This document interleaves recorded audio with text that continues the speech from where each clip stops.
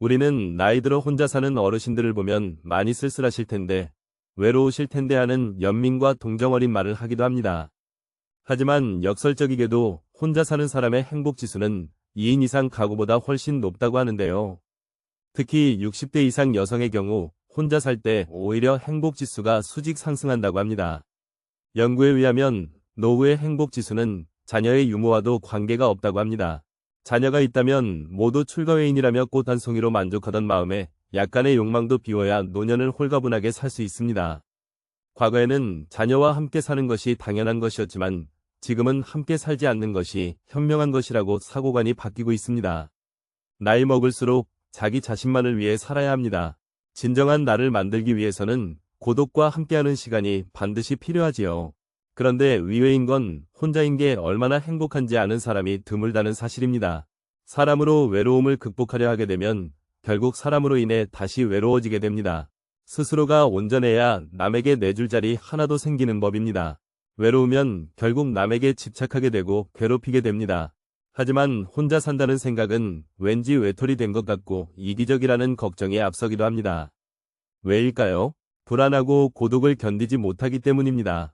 그런데 이런 문제에서 명쾌한 답을 얻어 나이 들수록 혼자 지내는 것이 편안하다고 말하는 중년, 노년이 있습니다. 이들은 어떻게 만족도는 높고 고민도 낮은 혼자서도 행복하게 사는 삶을 얻을 수 있었던 것일까요? 외롭지 않게 행복한 노후를 지내고 싶다면 오늘 영상을 끝까지 시청해 주시길 바랍니다. 오늘의 영상으로 구독자 여러분 모두 마음이 다이아몬드처럼 단단해지는 계기가 되길 소망합니다.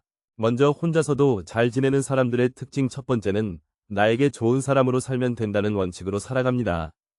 혼자 잘 지내는 사람은 모두를 만족시키려 애쓰지 않습니다. 적당함이라는 원칙으로 마음 편한 사람에게 집중하면 된다는 생각입니다. 그럼 이제 마음 편한 사람에게는 어떻게 대하는 것이 좋을까요? 한마디로 말하면 무조건 잘해주려고 하지 않습니다. 위무감으로 해주는 것과 진심으로 좋아해서 해주는 것은 다르기 때문입니다. 위무감으로 남에게 잘해주는 사람은 피곤합니다. 타인에게 자신의 감정을 들키지 않으려고 말 한마디 행동 하나에도 주의를 기울이기 때문입니다. 타인은 잘 돌보면서 정작 자신은 돌보지 않는 사람의 마음은 과연 건강할까요? 남에게 무조건 잘해준다고 해서 그것을 모든 사람이 알아주는 것도 아니더군요. 이런 기대가 관계에서 갈등으로 이어지는 경우가 많습니다. 나는 힘에 부치도록 잘해준다고 했는데 상대는 좋아해 주기는커녕 모르거나 오히려 불만인 경우가 있습니다. 억울하고 상대가 밉습니다. 그런데 상대도 같은 마음이라면 어떨까요? 말이 통하지 않고 돌파구는 없는 것처럼 느껴집니다. 그래서 어른들은 사람 마음이 내 마음 같지 않다고 말했었나 싶습니다. 상대가 내 마음 같기를 바라지 않으면 상처도 받지 않습니다. 그냥 상대는 이런 생각이라는 걸 인정하면 편해집니다. 이런 마음 상태에 이르기 위한 해법으로 가장 먼저 상대가 부담스러워하지 않는 선에서 해야 합니다. 대가를 바라는 마음이 없어야 합니다. 무리하지 않는다는 것은 내가 좋아서 했기 때문에 상대 반응이 시원치 않더라도 불만이 없습니다. 가장 중요한 것은 나입니다. 나에게 좋은 사람으로 살면 된다는 마음가짐이 받쳐주기에 혼자여도 문제없고 혼자여도 정말 편할 수 있는 것입니다. 두 번째는 도전을 두려워하지 않습니다. 고독을 즐기는 사람들은 나이에 상관없이 의미 있는 도전을 합니다. 자신이 이루고 싶은 꿈, 목표가 있으면 실행에 옮기는 추진력이 있습니다. 자신에게 집중하는 시간이 많기 때문에 자신이 진짜 무엇을 원하는지 잘 알 수 있습니다. 나이가 들수록 나만의 취미 생활과 배움의 끈을 절대 놓으시면 안 됩니다.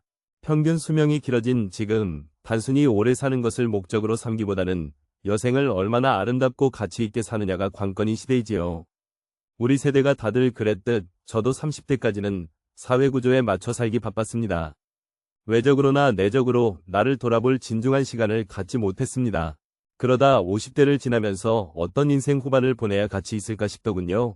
동시에 자녀 세대에게 존경받는 부모가 되려면 어떻게 노후를 보내야 할까라는 고민도 생겨났습니다. 요즘엔 여기저기서 혼자서도 재미나게 사는 어르신들의 이야기가 많이 보입니다. 그 중에서 여러분들께 도움이 될 만한 분들의 글을 한번 가져와 보았습니다. 댄스 스포츠를 배우고 있는 김순옥 씨는 이렇게 말합니다.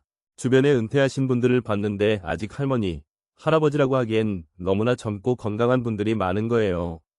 결국 외적인 부분도 중요하지만 정신적인 부분도 테라피가 필요하다고 느꼈죠. 오래전부터 댄스 스포츠를 취미로 하고 있었는데 그게 제격이다 싶었어요.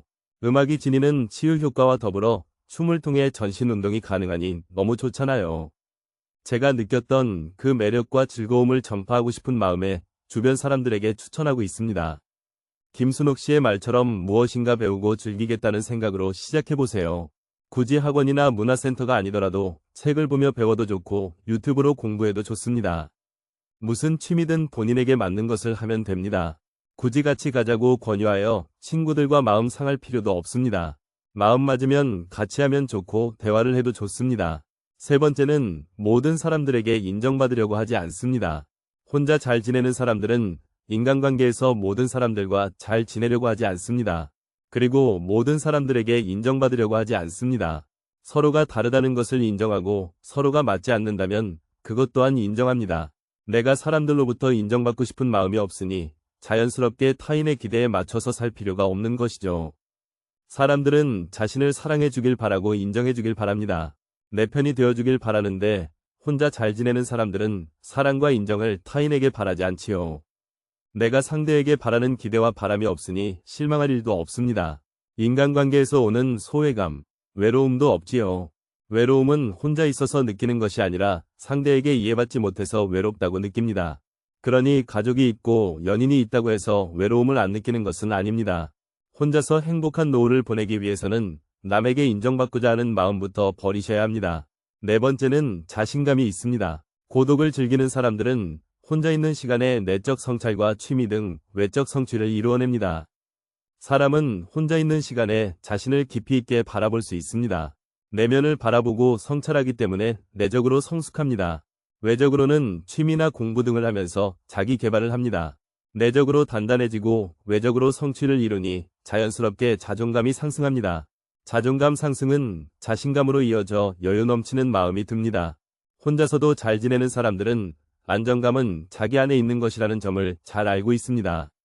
여유 있는 마음은 상황을 객관적으로 바라볼 수 있게 해주고 올바른 선택을 할 수 있게 해줍니다. 일이 잘못되거나 실패할 확률도 그만큼 줄어들게 됩니다.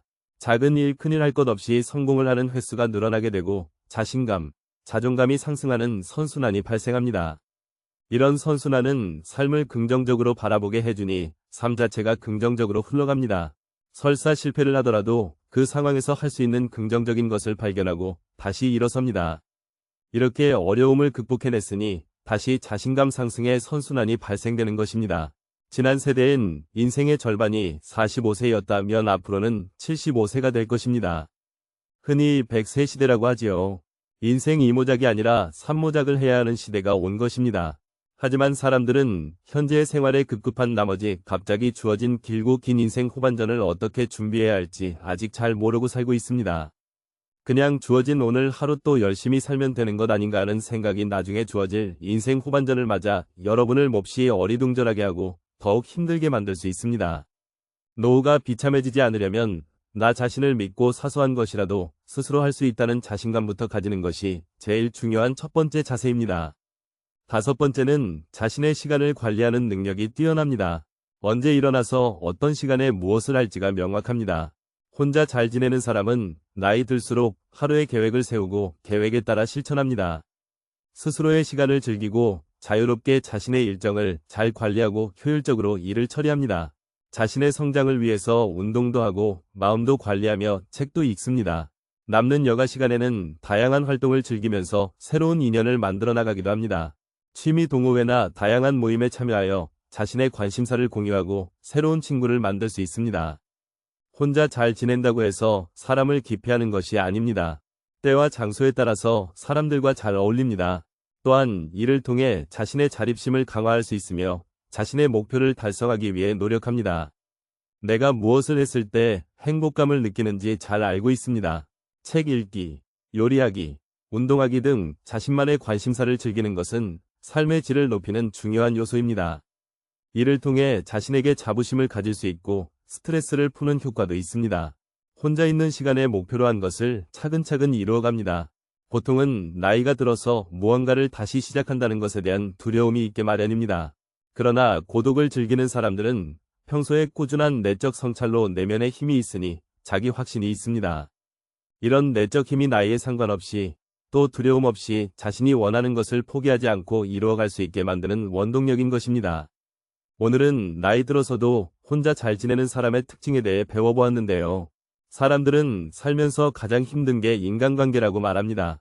어떤 분들은 허무하다고 합니다. 20여 년간 그렇게 친구들 경조사를 챙기고 부르면 나갔건만 나 어려울 땐 코빼기도 보이지 않는 친구로 배신감을 느끼는 사람, 직장을 잃거나 사업이 망해서 외면하는 친구 때문에 차가운 현실을 실감한 사람도 있습니다.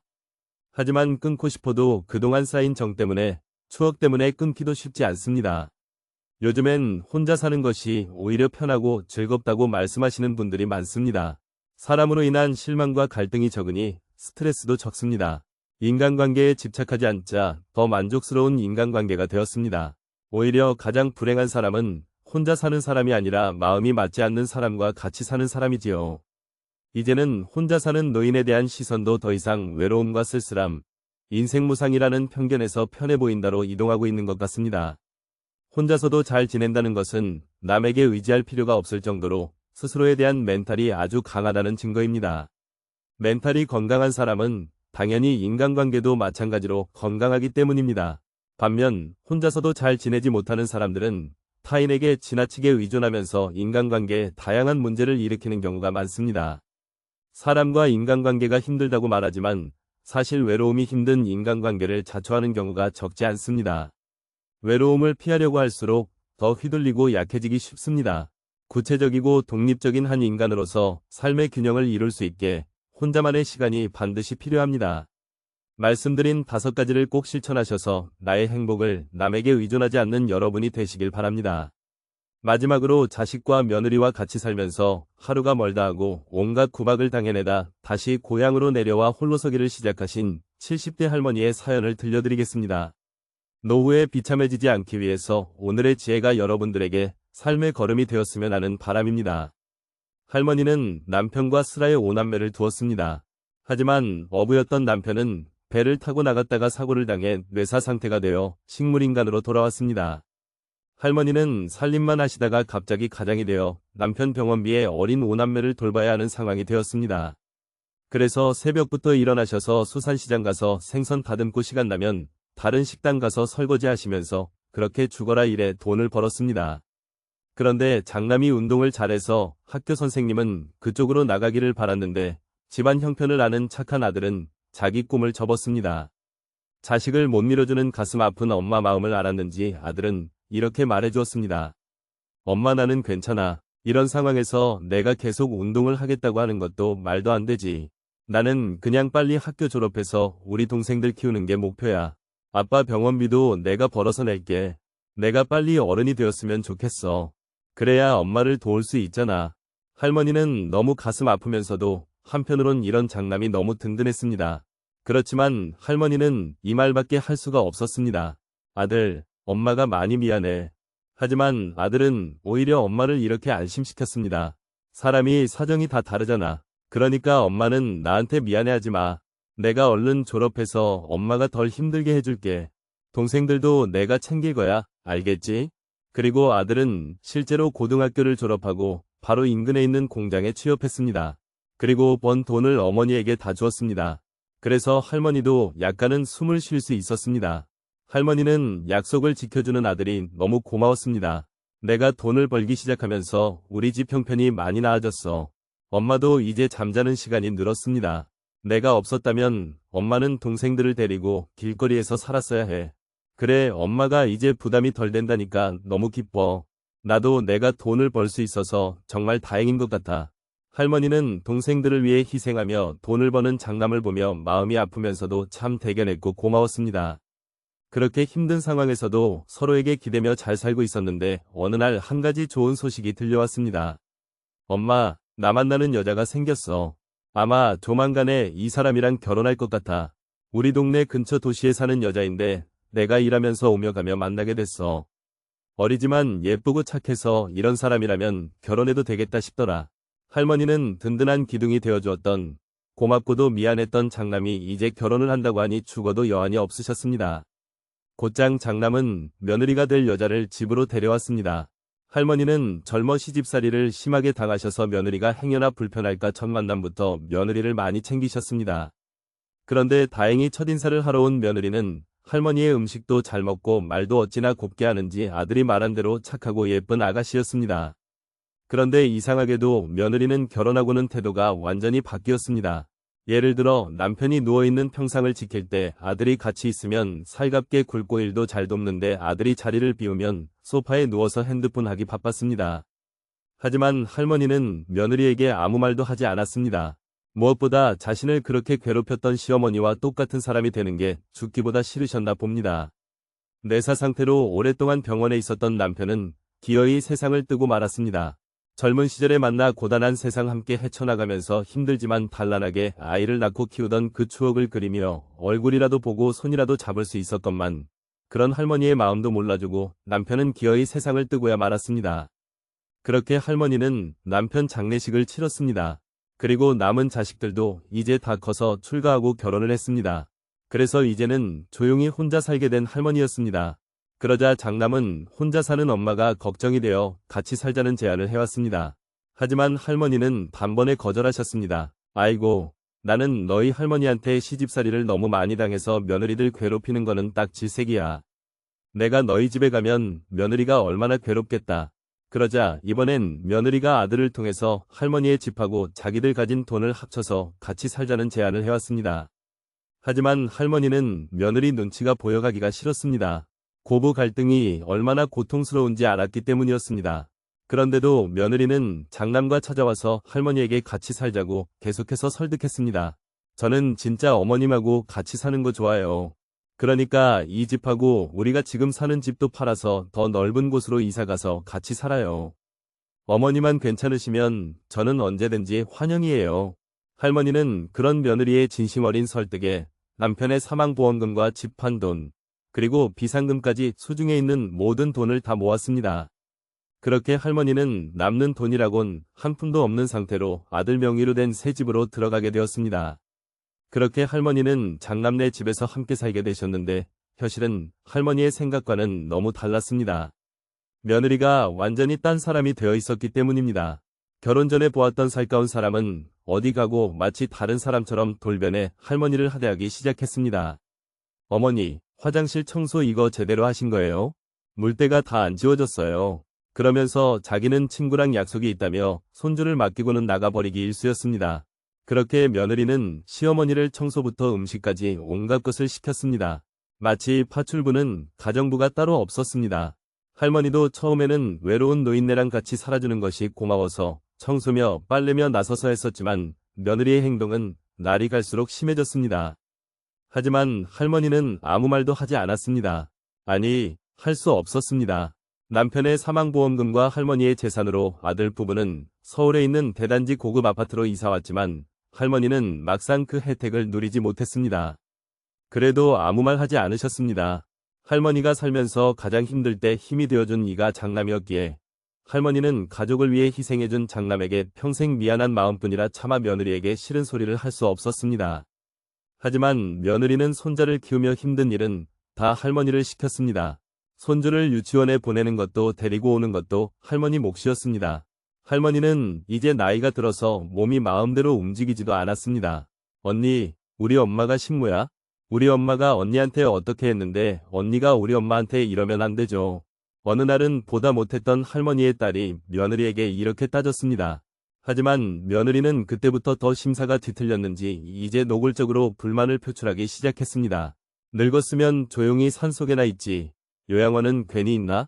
그런 데서 요양하면서 살면 될 거 아니야 라면서 할머니 보고 들으라는 듯이 크게 혼잣말을 하거나 심지어는 할머니가 집에 있는 것까지 눈치 주기 시작했습니다.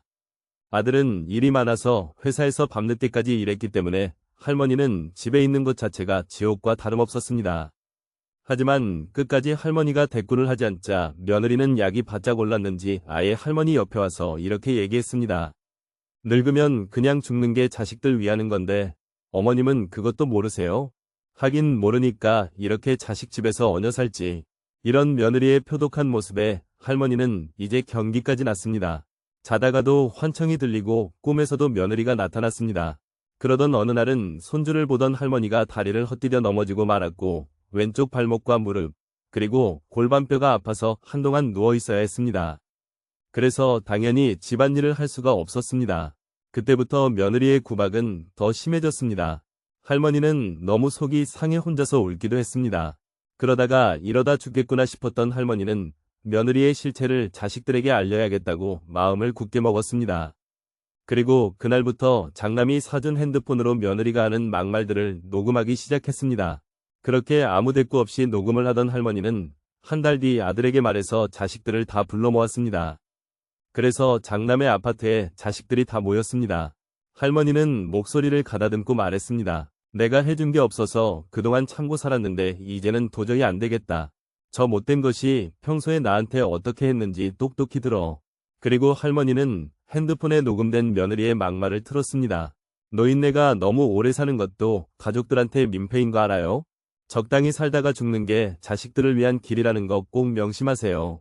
나 같으면 그냥 스스로 요양병원으로 걸어서 들어가고 말지. 이렇게 며느리한테 병수발 들게 하는 거 미안하지도 않아요? 그렇게 그 길지도 않은 할머니가 누워있던 기간에 쏟아졌던 며느리의 잔혹한 폭언이 폭탄처럼 거실에 울려 퍼졌고 핸드폰에 녹음된 며느리의 음성이 다 끝나고도 거실에는 한동안 정적이 흘렀습니다. 자식들은 큰 충격에 빠졌습니다. 특히 효심이 깊었던 장남은 아내가 평소에 워낙 다른 사람처럼 행동했기 때문에 당혹을 넘어 큰 충격에 빠졌고 아무 말도 할 수 없었습니다.